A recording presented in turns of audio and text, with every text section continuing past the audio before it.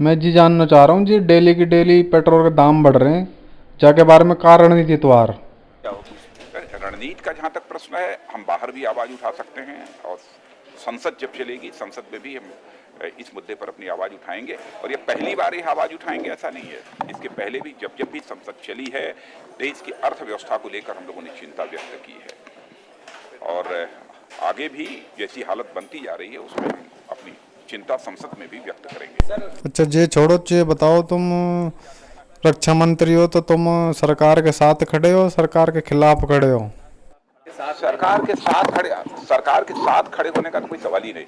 और मैं कहता हूं कि आतंकवाद का मुद्दा है, महंगाई का मुद्दा है, यह सब सारे जो बड़े राष्ट्रीय सवाल हैं, यदि इन सवालों का समाधान करने के लिए, इन समस्याओं का समाधान करने के लिए सरकार यदि विपक्ष का यदि सहयोग चाहेगी तो। और लेकिन मैं यह मानता हूं कि महंगाई यदि बढ़ रही है तो इस गवर्नमेंट की wrong economic policy, wrong economic planning और करप्शन प्रमुख रूप से 3 कारण है जिन कारणों से महंगाई बढ़ रही है और इसका समाधान ये सरकार नहीं कर पा रही। संसद का सत्र तो अब दूर है आने वाला, क्या लेकिन मुख्य विपक्षी पार्टी के तौर पर क्या प्रधानमंत्री से आप लोग इस प्रकार विरोध दर्ज कराएंगे? बिल्कुल विरोध तो दर्ज कराएंगे ही, इसमें कहा दो मत।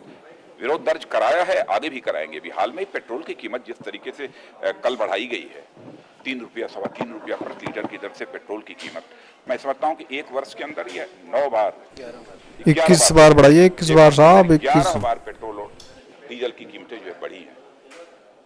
मैंने स्वाभाविक है, पेट्रोल और डीजल की कीमत जब बढ़ती है तो जो दैनंदिन उपभोग की जो वस्तुएं हैं, यानी एसेंशियल कमोडिटीज जिसे बोलते हैं, उनकी भी कीमतें स्वाभाविक रूप से बढ़ती हैं और उसका खामियाजा सर्वाधिक यदि किसी को भुगतना पड़ता है तो जो मध्यम वर्गीय परिवार के लोग हैं उन्हें भुगतना पड़ता है। जो गरीब हैं, जो किसी तरीके से 10 रुपया 20 रुपया प्रतिदिन की कमाई करते हैं, मैंने उनका तो जीना दूभर ही नहीं होता है, बल्कि सचमुच उनके लिए तो कांग्रेस भी तो यही करी है साहब।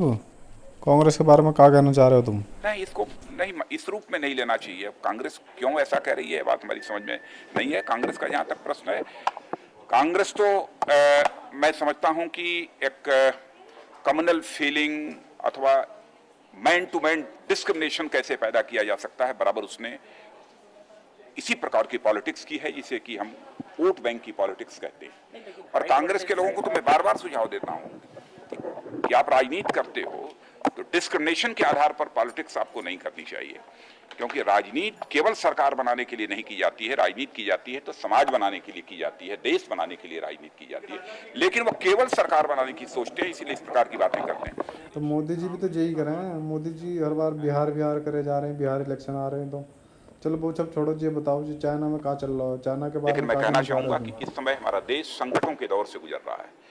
केवल आर्थिक संकट ही हमारे समक्ष नहीं गहरा हो रहा है, बल्कि हमारे समक्ष आंतरिक और बाह्य सुरक्षा का संकट भी गहरा हुआ है।